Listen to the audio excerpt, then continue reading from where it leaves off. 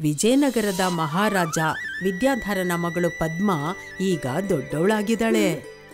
ಮತ್ತೆ ಅವಳ ಸೌಂದರ್ಯದ ಬಗ್ಗೆ ಇಡೀ ರಾಜ್ಯದವರೇ ಮಾತಾಡ್ತಾ ಇದ್ರು.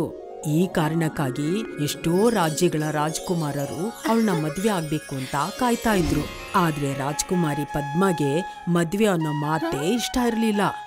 ಅದ್ರ ಹಿಂದೆ ಒಂದು ವಿಚಿತ್ರವಾದ ಕಥೆನೇ ಇತ್ತು. ರಾಜ್ಕುಮಾರಿ, ನಿನ್ನನ್ನ ಮದುವೆ ಮಾಡ್ಕೊಳ್ಳೋದಿಕ್ಕೆ ಒಂದರ ನಂತರ ಒಂದು ಸಂಬಂಧಗಳು ಬಂದವು.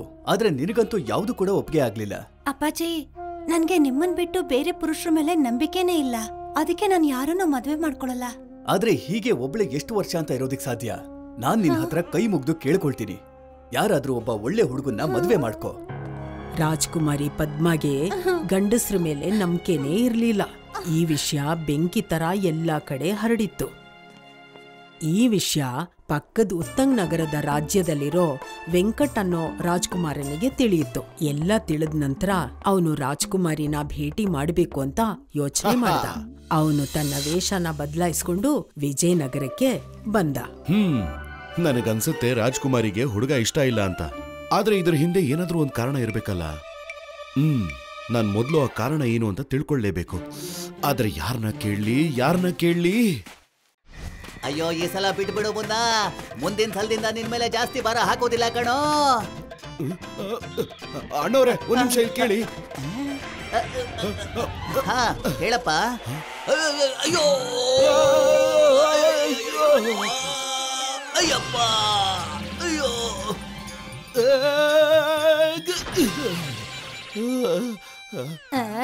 ಚೆನ್ನಾಗಿರಪ್ಪ ಕಂದ. ಇಷ್ಟು ಜೋರಾಗೆ ಕಾಲಿಗೆ ಬೀಳೋ ಅಂತ ಅಗತ್ಯ ಏನಿತ್ತು? ಸಂಸ್ಕಾರವಂತನ ಕಾಣಿಸ್ತೀಯ. ಸರಿ, ಬರ್ತೀನಿ.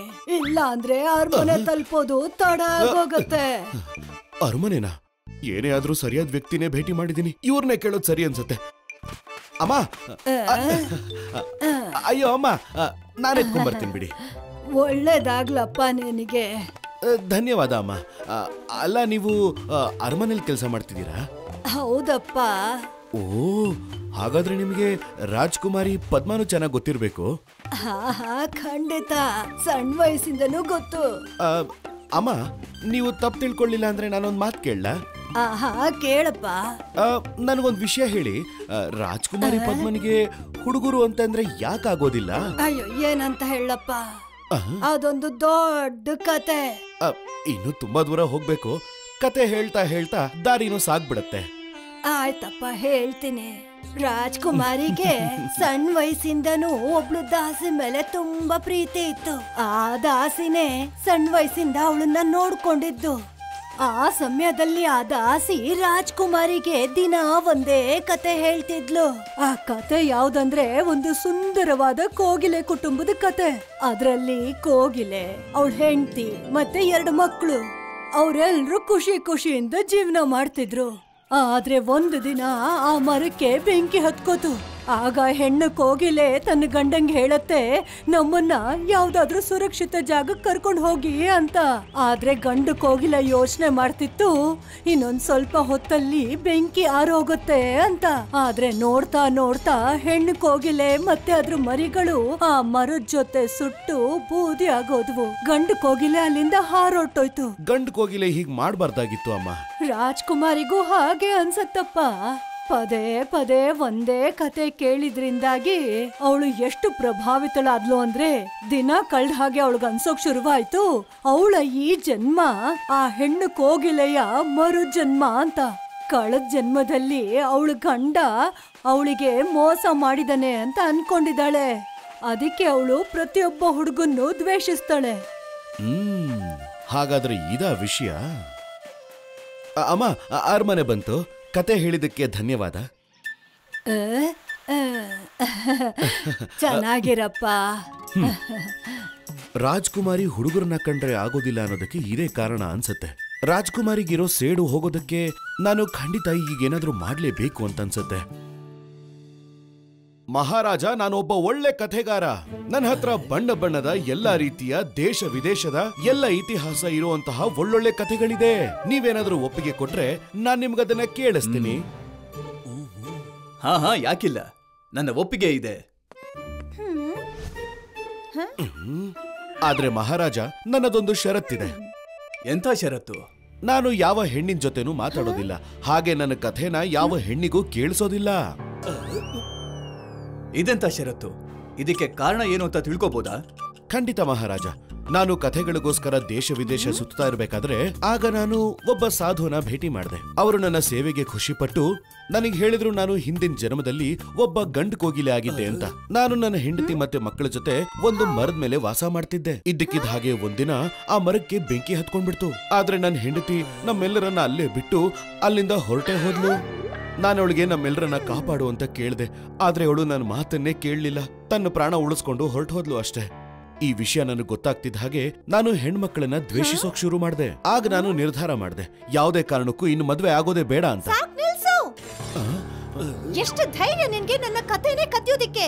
ನೀನು ಕತೆ ಹೇಳೋನಲ್ಲ, ಒಬ್ಬ ಕಳ್ಳ. ಸಿಪಾಯಿಗಳೇ, ಬಂದಿ ಮಾಡಿ ಅವನನ್ನ. ಮಹಾರಾಜ, ಇವನ್ ಸುಳ್ಳು ಹೇಳ್ತಾ ಇದ್ದಾನೆ. ಇದು ಇವನ್ ಕತೆ ಅಲ್ಲ, ನನ್ನ ಕತೆ.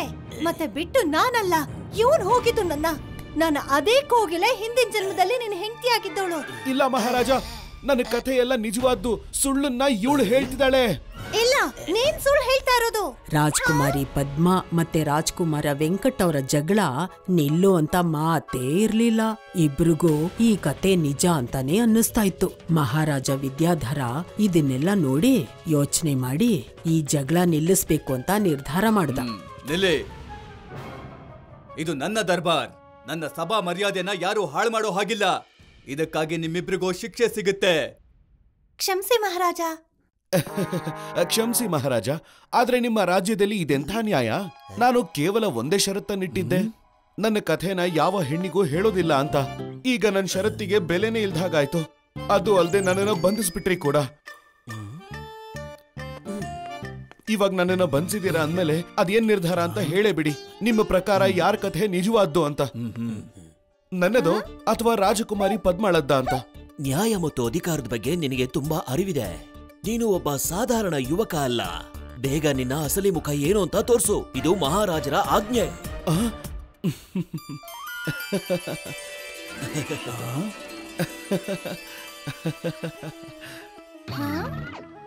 ರಾಜಕುಮಾರ ವೆಂಕಟ, ನೀವು?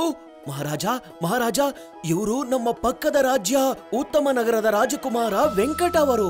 ಬಹಳ ಬುದ್ಧಿವಂತ ಮತ್ತೆ ಶಕ್ತಿಶಾಲಿ. ಹೌದಾ? ವಿಷಯ ಇದು ಹಾಗಿದ್ರೆ ಸರಿ, ನಾನೀಗ ನನ್ನ ತೀರ್ಮಾನ ಹೇಳ್ತೇನೆ. ರಾಜಕುಮಾರಿಗನ್ಸುತ್ತೆ ಹಿಂದಿನ ಜನ್ಮದಲ್ಲಿ ಅವಳ ಗಂಡ ಅಂದ್ರೆ ಗಂಡು ಕೋಗಿಲೆ ಅವಳಿಗೆ ಮೋಸ ಮಾಡಿದ್ದ. ಆದರೆ ರಾಜಕುಮಾರ ವೆಂಕಟ್ನ ಕಥೆಯ ಅನುಸಾರ ಅವನ ಹೆಂಡತಿ ಹೆಣ್ಣು ಕೋಗಿಲೆ ಅವನಿಗೆ ಮೋಸ ಮಾಡಿದ್ಲು. ತಪ್ಪು ಯಾರದೇ ಆಗಿರ್ಲಿ, ನಿಮ್ಮಿಬ್ರಿಗೂ ತುಂಬಾ ಚೆನ್ನಾಗಿ ಗೊತ್ತಿದೆ ಅದಂತೂ ತಪ್ಪು ಅಂತ. ಮತ್ತೆ ಈ ಜನ್ಮದಲ್ಲಿ ನಿಮ್ಮಿಬ್ರಿಗೂ ಅದು ಗೊತ್ತಿದೆ. ಹೌದು ಮಹಾರಾಜ. ನೋಡಿ, ನನ್ನ ಪ್ರಕಾರ ಹಿಂದಿನ ಜನ್ಮದಲ್ಲಿ ಏನಾಯ್ತೋ ಅದು ಯಾವುದು ಲೆಕ್ಕಕ್ಕಿಲ್ಲ. ನೀವ್ ಏನಾಗಿದ್ರಿ ಅಥವಾ ನಿಮ್ಮಿಂದ ಏನ್ ತಪ್ಪಾಗಿತ್ತು ಅನ್ನೋದು. ವಿಷಯ ಏನಂದ್ರೆ ನೀವು ಈ ಜನ್ಮದಲ್ಲಿ ಏನ್ ಮಾಡ್ಬೇಕು ಅಂತ ಅನ್ನೋದು. ನೀವಿಬ್ರು ಮನಸ್ ಮಾಡಿದ್ರೆ ನಿಮ್ಮ ಹಿಂದಿನ ಜನ್ಮದ ತಪ್ಪುಗಳನ್ನೆಲ್ಲ ಈ ಜನ್ಮದಲ್ಲಿ ಸರಿ ಮಾಡಬಹುದು. ಅದೇಗೆ ಮಹಾರಾಜ? ನೀವಿಬ್ರು ಮದುವೆ ಮಾಡ್ಕೊಳ್ಳಿ. ಆಮೇಲೆ ನೀವಿಬ್ರು ಆ ಹಿಂದಿನ ತಪ್ಪುಗಳನ್ನ ಮಾಡ್ದ ಹಾಗೆ ಬದುಕಬಹುದು. ಪದ್ಮ ಮತ್ತೆ ವೆಂಕಟ್ಗೆ ಮಹಾರಾಜ ಹೇಳಿದ ಮಾತು ಅರ್ಥ ಆಯ್ತು. ಮತ್ತವರಿಬ್ರು ಮದ್ವೆ ಆದ್ರು. ಮತ್ತೆ ಅವರಿಬ್ರು ಪ್ರೀತಿಯಿಂದ ಜೊತೆಲಿರೋದಕ್ಕೆ ಶುರು ಮಾಡಿದ್ರು. If you like this video, subscribe to our channel Murthy Media.